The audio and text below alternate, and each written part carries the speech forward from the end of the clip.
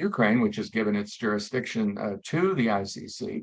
And when Russia comes there and its forces commit war crimes or crimes against humanity, and you can attribute responsibility for those crimes, even to the top of the chain of command, to the president of the Russian Federation, Vladimir Putin.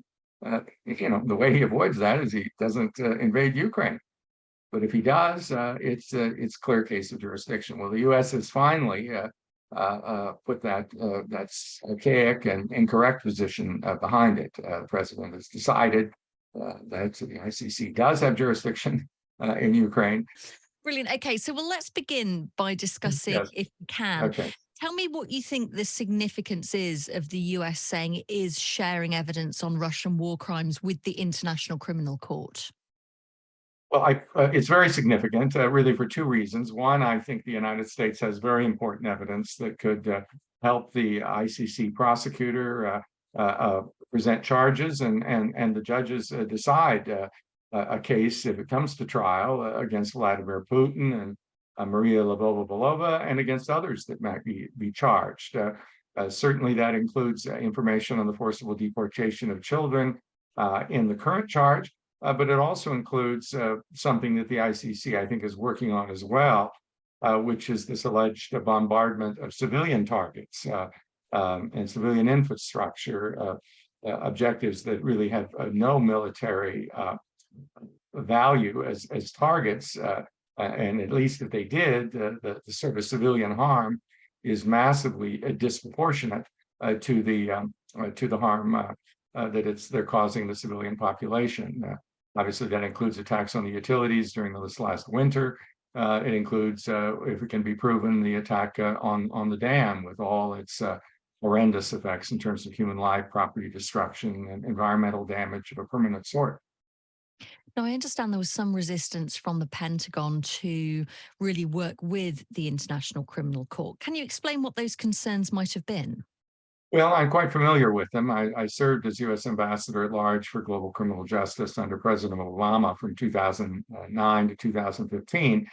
And of course, there were questions about the United States potentially committing crime on the territory of Afghanistan, a state party of the ICC, particularly in regard to alleged mistreatment of enemy combatants or people that were suspected of being terrorists through the use of enhanced interrogation, which really amounts to torture and cruel treatment.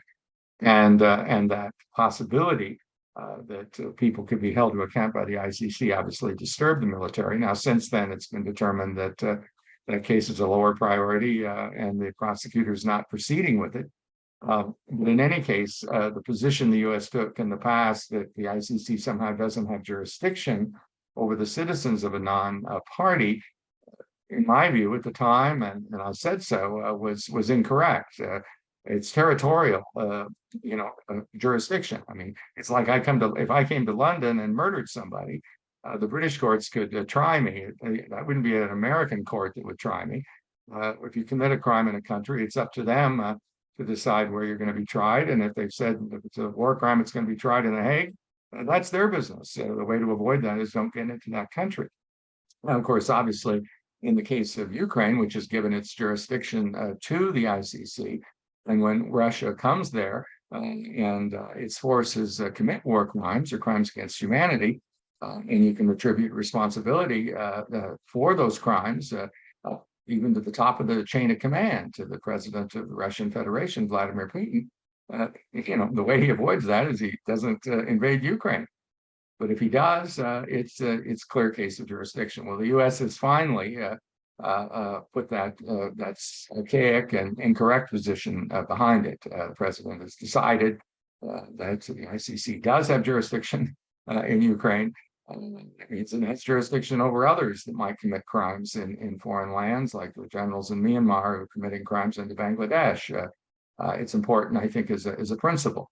But it's particularly important, as I note, because I think the United States does have some very good information about one, the deportation of children, and two, the Russian targeting and the kind of orders and communications and intercepts that were made as those targets were selected and hit. I'm interested that you say that you believe the US has good information, because I wanted to ask you how difficult it is to collect evidence when there is still a war ongoing.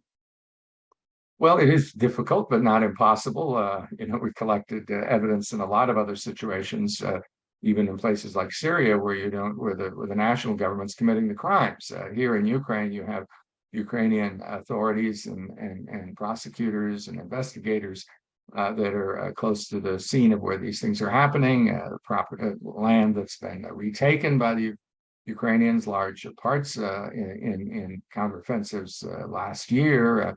North of Kyiv and around Kharkiv, where evidence has become available.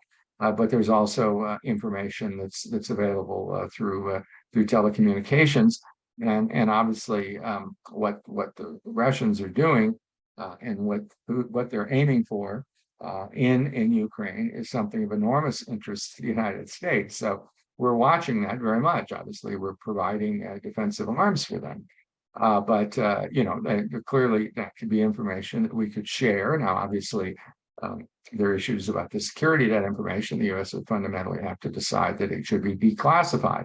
But as we know from very early in this conflict, the U.S. and the intelligence community was declassifying a lot of information about the Russian planning for the invasion, and was getting that out publicly. Many people were discounting it, and it turned out to be absolutely true. And so that kind of information can be very valuable here. But it's not just that. I mean, in the case of the forced deportation, Yale University did a study showing about 6,000 children at least had been forcibly deported into Russia from the occupied areas. But they took advantage of information that they had received from the U.S. government, and there was problems with even sharing that until this decision was made by the president this week. Explain to us, if you would, how likely it is that prosecutions will, and successful prosecutions will come as a result of this. We know how long these processes and these investigations can take. What are the chances of Putin, or indeed the woman that you named as being behind the forced deportation of these children, ever being brought to justice at the International Criminal Court? Well, all I can say that we've had other courts where people have been quite skeptical that we would ever get the sort of senior leaders into custody. Yugoslavia tribunal indicted Milosevic, the president of Yugoslavia, when he was in power, and in May of 1999. Within 15 months, he couldn't steal enough votes to get reelected in Belgrade, and within basically about 9 months after that, he was on his way to The Hague. I prosecuted Charles Taylor. I was one of the prosecutors, chief prosecutors. I'm the one that started the trial. But before I arrived, my predecessor had indicted him. People said he's president of Liberia, no way you can get him. And he was allowed to go into a safe and comfortable exile, but finally pressure was brought. He was continuing to interfere with the affairs of the country where he'd been president and where he'd been committing crimes across the line into other countries. And eventually he was arrested some 3 years after he was indicted. Even Bashir, the president of Sudan, was indicted, tried to fly around everywhere he flew. He would end up with people, chasing after him. And when he went to South Africa, he was only there for a day. He had to fly out because there was a warrant for his arrest. But eventually he's overthrown in his own country and charged with corruption. And if there'd been a more active pressure campaign like we had with Milosevic and Taylor, I'm convinced he'd be in the ICC today, and he may end up there still. But so, if you maintain, I mean, these guys, of course, are pariahs. Putin can't go to South Africa. He's not going to go to the BRICS summit. The day will come when people around him realize that he's not helping them any, and he can be pushed aside. When that happens, he can end up in custody.